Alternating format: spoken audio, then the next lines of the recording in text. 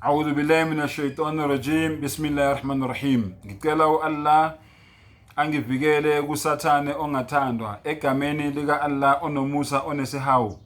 Unjengalwazi usolwazi injulabuchopho uMuhammad ukuthula kube naye wathi loyo muntu loyo opractice isunna eyodwa abantu bese bayaqala bayabambelela kuleyo sunna leyo bese bayayipractice leyo sunna leyo.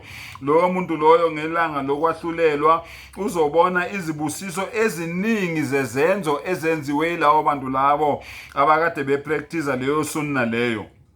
Kodwa loyo muntu loyo owenza isono bese esifundisa abantu njengalabantu laba abaletha amabhida la kuIslam, abaletha imifakela, abaletha ama-innovations la kuIslam. Lo muntu loyo oqale leyo bhida leyo bese abantu bayaqhubeka bapractice leyo bhida leyo egameni lokuthi basondeza eduze kaAllah, ngoba umuntu owenze isono uyazi ukuthi kumele arepent, ayenze itoba, acele intethe leyo. Kodwa umuntu owenza ibhida usitshela ukuthi wenza into eright. Wena ke olethe leyo bhida leyo wayi-introduce leyo bhida leyo kubantu, baqala abantu bayipractice njengoba 80% yama-Muslim apractice leyo bhida ngenxa yakho wena oqale leyo bhida leyo.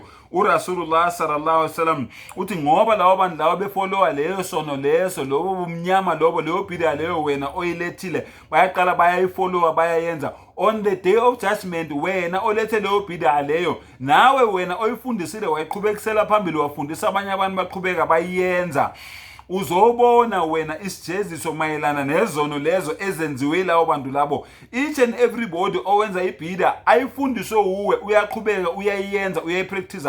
On the day of Qiyamah, on the day of judgment wena usenkingeni uma ngabe ubona ubuningi balawo bantu labo nezono ozitholayo wena ngokufundisa lawo bantu labo ibhida. Sengathi Allah ngasipha amandla sihambele kude nebhida, asihambele kude nalabo abantu abathi kunamabhida atul hasan, amabhida amahle. Ayikho ibhida enhle, ibhida kuphela ikusesihogweni, ayikho ibhida enhle my brothers and sisters. Singalinge nje siloku sizikhohlisa. Uma ke lawo bantu labo ke bekulandela wena blindly yonke leyo ntobo leyo yezono lezo abazenzile lawo ma-innovations lawo wena abawenzile, uAllah uthi lawo ma-innovations lawo, uRasulullah sallallahu alaihi wasallam uthi lawo ma-innovations lawo uyothola wena ekulindile encwadini yakho. For lawo bantu labo abafundise leyo bhida leyo baqhubeka bayenza njengoba besayenza namanje usenesikhathi, akukho ukuphenduka ngale kwethuna. Lawo bantu labo ababhizi nebhida, my brother my sister, hambela kude nebhida otherwise uzongena enkingeni. Lo muntu loyo okufundise leyo bhida leyo nawe wena uqhubeka uyipractice yayo, wena bhida tiyo omkhulu nawe wena bhida tiyo omncane, nisenkingeni neyi2 on the day of judgment. Hambelani kude nebhida, isono esikhulu leso, uthuka uAllah uqobo lwakhe, uthuka umprofeti ka Allah uqobo lwakhe. Wa akhiru da'wana anil hamdulillahi rabbil alamin.